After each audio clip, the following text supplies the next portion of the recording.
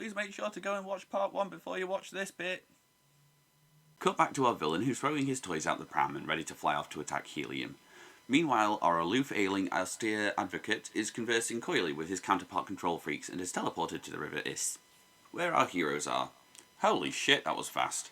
After some river travel and leaving best boy Wooler on the shore, was he always called Wooler? Yeah, I think he was, yeah. They come across the mother of all honeycombs. John and Deja enter, leaving Solar at the river, and inside, they find the proof of the 9th ray that Deja was trying to replicate earlier. Here, we get an explanation on how John got to Mars. He is in a copy of his own body, like a living telegram. Neat. Deja figures out that she might be able to send him back home, but it would require going back to Helium.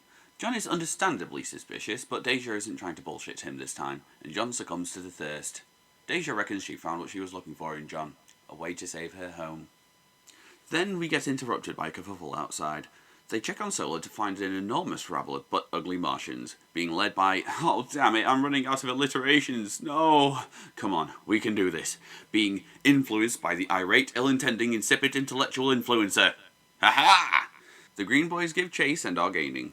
John Carter looks back and we get a flashback that gives some clarity to the others. Oh yeah, he was having some vague flashbacks this whole time that I didn't mention because they weren't always relevant. It turns out he returned home one day to find out his family had been burned alive in their own beds. Aw, oh, dang man, that sucks. So, to give Deja and Solar a chance to escape, he stays behind, and we get a really good emotional action scene. And Wooler helps, he's the best boy. It's all intercut with flashbacks of John burying his family, and the music really helps give it a bit of impact. Just as things look dire for John, a Helium ship, not that one, swoops in to save the day, and Deja is reunited with her father. As they uncover an unconscious John, she tells her father of John's origins, but they have a tag-along. It seems our villain has learned to attempt to be manipulative, and gives a charade about being concerned for Deja, even offering his life as a token of trust. Take it, take it, take it, take it, take it, take it! However, it's likely that if she kills him, Healy will be destroyed by the rest of his army. He offers the safety of her people in exchange for her marriage. Classic nice guy move. A lot happens in this movie, and I'm hanging on every second. Sadly, she accepts, and John is taken prisoner in a more literal sense than the princess. One of the Healy generals enters the heavily guarded room, claiming to be ordered there by the Jeddak, and slyly suggests that it sure would be a shame if John were a dangerous person, and pretends to be taken hostage.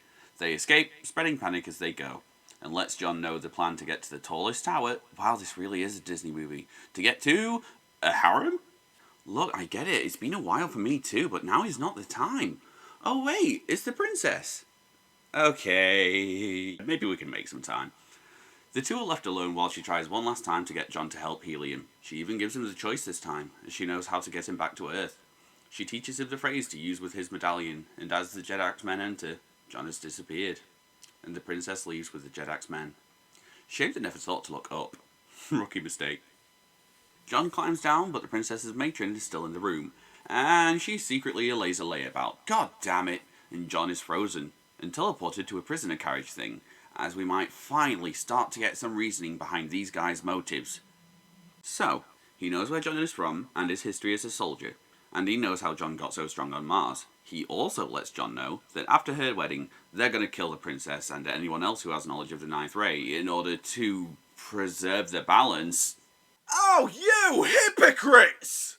So, why are they doing this? Why bother helping choose sides in the war? What do they gain? Nothing. What? They're eternal. They don't care about mortal quandaries like that. They just decided they wanted Soldanga to rule the planet next. Why? Because they want to keep the 9th ray away from anyone actually intelligent, because... why? I don't know, but to keep control of it, they make sure it stays in the hands of idiots like Sabthan. But why do they care? If they're immortal and nothing matters to them, how does it affect them? Hello? Hello? The point? Where are you? I think that the idea is supposed to be that they feed off the demise of a planet, letting the warring factions kill themselves and the planet itself, and they somehow feed off of that, I think. They've been doing it for billions of years and will continue to do so. So kind of like a cosmic cancer. Maybe it's explained better in the book series. So, things are looking dire. How long do we have left? 40 minutes? Okay. How are we doing? Still with me? Got a headache yet? I promise, the film presents everything at a much better pace. Let's keep moving. So, how's John gonna get out of this? With the best fucking boy in all of Barsoom! That's how! Will has been chasing him down this whole last time and comes to the rescue, biting down on the infinitely illuminated isotopic imbecile and breaking his control bracelet thing, releasing John from his puppetry. And John steals a sky speeder thing. He's not good at it. Reminds me of my CBT. And we get a chase scene. And who does John run into but Solar? Fuck yeah! And John goes to rally the Thark. But sadly, there's a new Jeddak, after the last one let John go. In jail again, John is reunited with Defoe, and he is looking very worse for wear. He tried to kick us after he finds out Solar is still with him, but he's too weak, and the pair are brought into the arena. Where it turns out, we finally get to see a white ape. You know, those huge-ass four-armed beasts from the posters, so it was never really a mystery what they were. Thankfully, they're blind, so John distracts it away from Defoe while he tries to free himself from his chains. And they release another one! Fuck. Solar by now has had enough of the bitchy green one's shit and throws her into the arena. She falls in herself too, and the apes are coming for them. And the bitchy one gets torn asunder. Ha-ha! That's what you get, bitch! As John tries to evade the apes, one of them gets tangled up in his chains. Somehow the chains are strong enough to hold it down, but anyway. And he's able to free himself. Kinda. And then the Isekai powers really kick in, and he takes the first ape down. The other ape chases Solar, and she throws John a sword as he leaps to their rescue, and we take out the other ape. Then he challenges the new Thark Jeddak. And the crowd is for it, and it goes down really damn well. And now John is able to rally the Thark to save Helium and the princess, and they ride for Soldanga. Let's go! Brief establishing shot of the wedding, and we get to Soldanga. And where is everyone? Where's the army? The army's in Helium. The wedding's in Helium. Oops. And John takes a single flying speeder to go alone for the princess, because Tharks don't fly. We'll pretend to be surprised when they come in clutch. Cut to the wedding. And John crashes it just in time. Sabthan tries to kill the princess, but he misses, and the Heelys and Soldangans break out in a huge-ass battle. John ends up in a fight with Sab, and he ends up on the floor. And what do we know? Tharks fly. Everything goes swimmingly from this point. Sab loses his arm, and the Thark help the Helians, and we get one last triumphant battle. John demands Sabthan tell him everything about the Therns. He starts to agree, but the laser lattice lumps over his face and crushes his head. Oh no. He was so compelling. Damn. And the lattice grabs onto John and starts to do the same.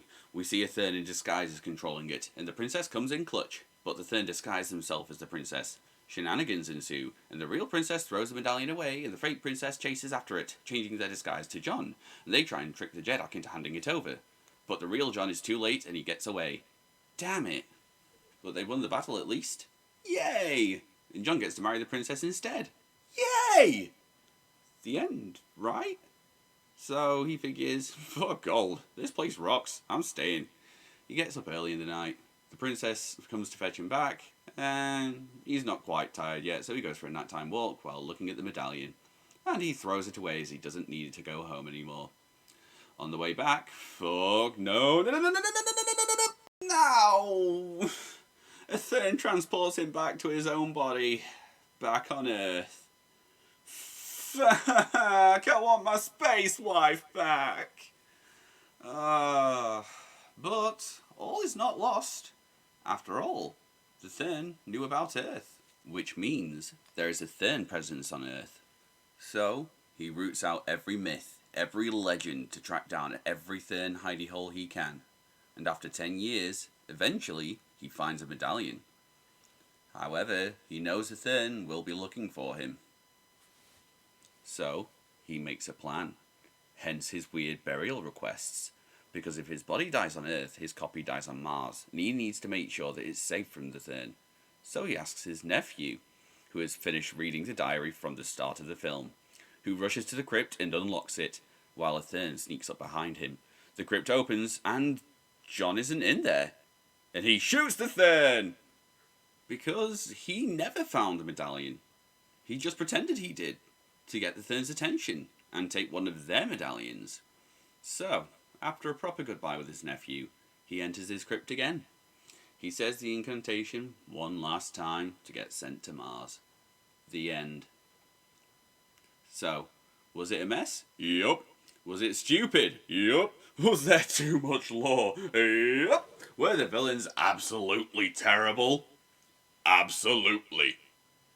And I honestly love every second. I like the different races on Mars and all the world building and the technology and the hot Martian princess and the music and the story. Even though the villains lack a bit, I just can't bring myself to hate this film, and I wish it had a bigger fan base because this honestly deserves a bit more praise. I never hear anyone else talk about this one, whether good or bad, and I'm surprised because it feels like there's plenty to discuss about it. There are some fairly obvious comparisons you can make in regards to who each faction represents. I like all the creature designs, especially our best boy, and all the costumes and set pieces and the cultures imagined, even the problematic one. I also like how they point out that their ships sail in the skies and not on the water. I thoroughly recommend giving this one an honest go, and I hope that you like it as much as I do, because I really feel like it's an underrated gem and there ought to be a fairly decent cult following somewhere. What are your thoughts? Have you ever even heard of this one? Hell, maybe you hate it and you think I'm crazy. In which case, sir, how dare you? I don't put in all this effort just so people will think I'm crazy. I want you to know I'm crazy! Anyway, so, that's John Carter. Sure, it could have been better. Maybe the villains needed a one... Well, no maybe about it. The villains needed a once-over. But honestly, I feel it's great, even with all its flaws. Bring over a bunch of friends, crack open a cold one over some pizza or Chinese food, and even if you think it sucks, hopefully you'll have fun roasting it. So, yeah, that's the end of this ramble, and I will see you for the next one, hopefully.